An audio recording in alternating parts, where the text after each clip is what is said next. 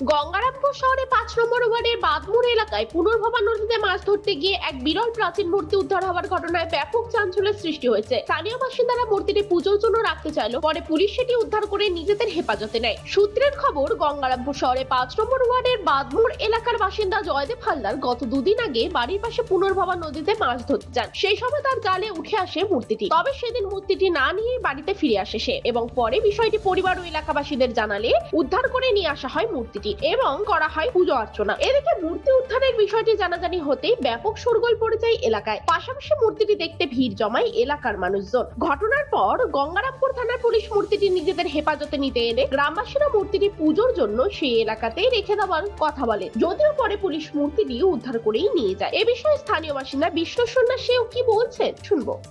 মূর্তিটা কিভাবে পাওয়া গেল? একটা জেলে, তার নাম জয়দেব, তাকে স্বপ্ন দেখানোর পরে সে ওখানে যায়। যাওয়ার পরে ও মূর্তিটা দেখার পরে ও একা নিয়ে আসতে পারে না, আমাদের এই শিব মন্দিরের কমিটির কাছে আসে। কমিটির ছেলেপেলে গিয়ে ওটাকে নিয়ে আসার পরে এই মন্দিরে স্নান টান করে ভিত্তি স্থাপন করা হয়। তারপরে কারোর প্রলোভনে পড়ে সেই ছেলেটা আবার জিনিসটা নিয়ে চলে যায়। তারপর প্রশাসন এখানে আসে, আমরা প্রশাসনের দ্বারস্থ হই। তখন তারপরে আমরা চিন্তা ভাবনা করার পরে ওর বাড়িতে গিয়ে হামলা করি যে এই ব্যাপার, প্রশাসনের উপরে চাপ পড়ে গেছে, এবার তোমাদের কাছে নিয়ে গেলে তোমরা ফেসে যাবা, জেল টেল হয়ে যেতে পারে, ভয় দেখানোর পরে তাই সেই জিনিসটা নিয়ে এসে আবার মন্দিরে রাখা হয়েছে। তারপরে আমরা সবাই মিলে অফিসারের কাছে গিয়েছিলাম, অফিসার আইসির কাছে নিয়ে গেল। আইসি বললো যে এটা এখানে রাখা যাবে না, আমরা অফিসার পাঠাচ্ছি, আপনারা দিয়ে দেবেন। এখানে আমাদের পাড়া প্রতিবেশী সবার উন্নতির একটা ব্যাপার আছে, মঙ্গলের ব্যাপার আছে, এই মঙ্গল কামনা করে এরা দিতে যাচ্ছে। পুলিশ তো বলছে নিয়ে যাবে। পুলিশ এখন পুলিশের কর্ম করবে।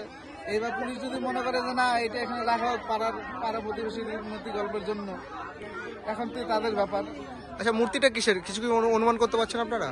মূর্তিটা বেশি দামি জিনিস নয়, এটা হালকা জিনিস, ওই শিল্পাটা তৈরি হয় সেই টাইপের পাথরেরই জিনিস, কোনো কষ্টিক পাথরের না। কোন দেবতার মূর্তি কিছু জানতে পারলেন? এটা তিনটা মূর্তি আছে, তিনটা মাথা, ব্রহ্মা বিষ্ণু মহেশ্বর। আদৌ তো আমরা ঠিক মতো জানি না, সঙ্গে পার্বতী আছে।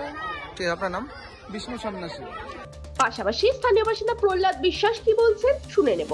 মূর্তি পাওয়া গেছে। এই মূর্তিটা হলো ব্রহ্মা বিষ্ণু পার্বতী আছে। আমরা কালকে রাত্রে মূর্তিটা পাইছি, নদীর থেকে পেয়েছি।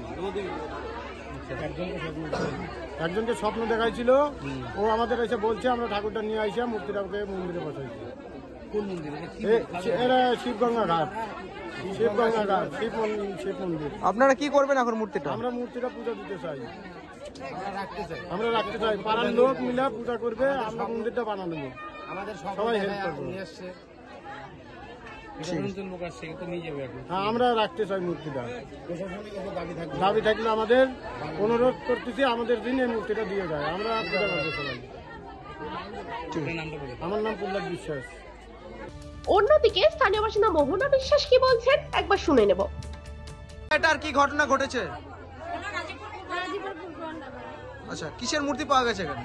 কিসের মূর্তি আমি কেমন করে বলবো এখন? ঠাকুরের মূর্তি পাওয়া গেছে। কোথা থেকে পাওয়া গেল? নদীতে। আপনারা কি করবেন এখন? পূজা করবো। পুলিশ নিতে এসছে। আমরা দিব না, এখানে মূর্তি বসেই থাকবো। এভাবে খোলামেলা জায়গায় থাকলে তো এখানে আমরা রাত্রে বিকেলে আমরা এখানে গ্রিল করে দেবো, চারদিকে আমরা একদম বন্ধ করে দেবো। দরকার পড়লে আমি বাড়িতে নিয়ে রাখবো, যখন আমার মন্দির আমি পুরো ফিটিং করবো তখন আমি মূর্তি নিয়ে এসে আমি মূর্তি এখান থেকে যেতে দেবো। ঠিক আছে, আপনার নাম? ময়না বিশ্বাস। ময়না বিশ্বাস। সর্বোপরি স্থানীয় বাসিন্দা পম্পা সরকার কি বলতে চেয়েছেন শুনে নেব একবার। মূর্তিটা উদ্ধার হলো নদী থেকে উঠানো হয়েছে মূর্তিটা। কখন এটা? রাত্রে। কি মনে করছে? কি মনে করছে? মানে হঠাৎ করে মূর্তি পাওয়া গেল এখানে, এর আগে কি এখানে ছিল মূর্তি? হ্যাঁ, এখানে তো ছিলই মূর্তি, এখানে তো পূজা টুজা করা হয়, এখানে সব মূর্তি, এই মূর্তিটা ছিল না। তো হঠাৎ করে কালকে মাছ ধরতে গেছিল নদীতে, যে মূর্তিটাকে পাওয়া গেছে ওই সাইডে। কারা মাছ মারতে গিয়েছিল? ওই বাড়ির মানে একটা ছেলে ছিল পাশে, আর পাশে মন্দিরে বলছে, তখন সবাই মিলে যায় মন্দিরে উঠাই নিয়ে আসে। কোন ঠাকুরের মূর্তি এটা? এটা আমরা আমরা তো ভাবতেছি ব্রহ্মা বিষ্ণু ত্রিনাথ ঠাকুরের মূর্তি। আপনারা কি এটা পুজো করবেন? হ্যাঁ, আমরা এটা পুজো করবো। আমরা যেহেতু পুজো করেছি, আমরা এটাকে পুজোই করবো। আমরা এটাকে নিয়ে যেতে দেবো না। বারোয়ারি মন্দির এটা, বারোয়ারি মন্দির এটা। মানে এখানে সবাই আমরাই পূজা করি। আমরা আশেপাশে বাড়িতে আমরা থাকি, আমরাই পূজা করি। না, আমরা নিয়ে যেতে দেবো না। পুলিশ আসছে, আমরা নিয়ে যেতে দেবো না। আমরা যেহেতু স্থাপিত করেছি, আমরা আর বের করতে দেবো না। কি মনে করছেন এই মূর্তিটা কিসের, মানে পাথরটা কিসের হতে পারে? সেটা তো বলতে পারছি না। আমি তো অত পড়াশোনা জানি না, কি বলতে পারবো না। আমরা ঠাকুর পেয়েছি, আমরা ঠাকুর পূজা করবো। আমরা অত কিছু বলতে পারবো না যে পাথরটা কিসের না কিসের। এটা কি কোষ্ঠী পাথরের মূর্তি হতে পারে? বলতে পারছি না স্যার আমি। ঠিক আছে দিদি, আপনার নামটা? এই রহস্যময় মূর্তি আসলে কত বছরের পুরনো এবং এর আসল পরিচয় কি তা জানার জন্য ইতিহাস প্রেমী ও স্থানীয়রা অপেক্ষায় রয়েছে। দক্ষিণ দিনাজপুরের গঙ্গারামপুর থেকে নিজস্ব প্রতিনিধি রিপোর্ট, টাইমস 14 বাংলা।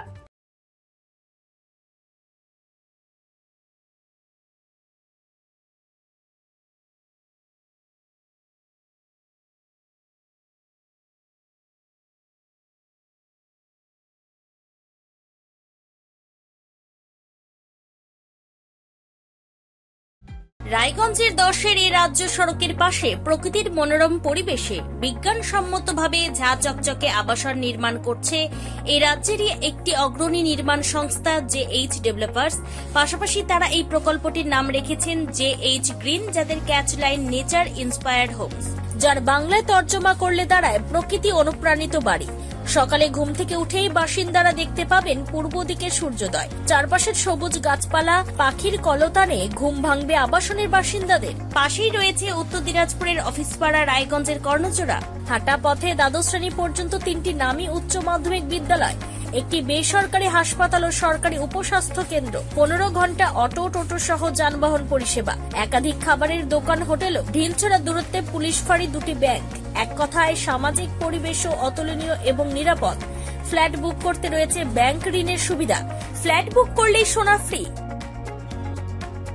দেরি না করে আজই যোগাযোগ করুন JH developers, Karnachura, Motor Kalibari, Raiganj.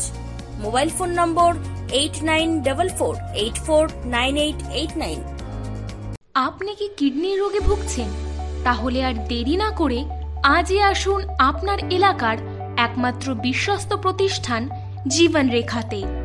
এখানে বিশেষজ্ঞ নেফ্রোলজিস্ট ডাক্তাররা লেজার ট্রিটমেন্টের মাধ্যমে রোগীদের সমস্ত ধরনের কিডনির এবং প্রোস্টেটের অপারেশন করে থাকেন।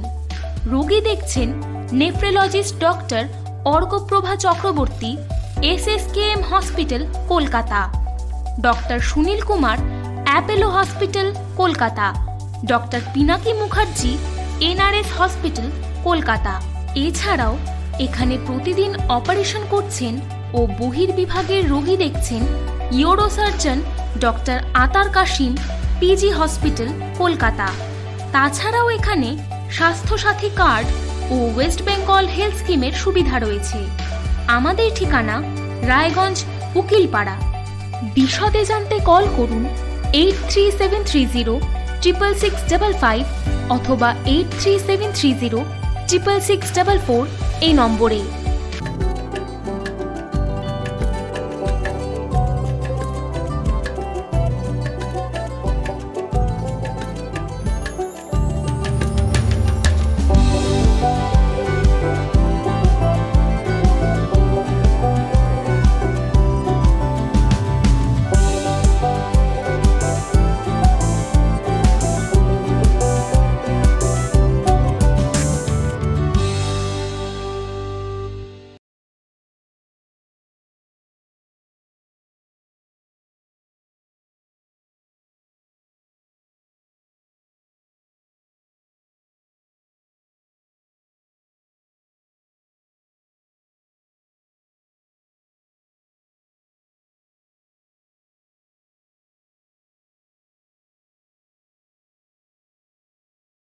আপনি কি চাকরি পরীক্ষার্থী? চাকরি পরীক্ষার বই খুঁজছেন? তাহলে আজই চলে আসুন সৌর বুক অ্যান্ড ম্যাগাজিন সেন্টারে। এখানে BSc, WBCS, bank, rail, ICDS, nursing, ANM এবং GNM সহ কেন্দ্রীয় ও রাজ্য সরকারি সকল চাকরির পরীক্ষার বই ও ম্যাগাজিন পাওয়া যায়। আমাদের ঠিকানা ধরে মোড়, মোহনবাটি, রায়গঞ্জ। বিস্তারিত জানতে যোগাযোগ করুন 9002904090 অথবা 9434347016।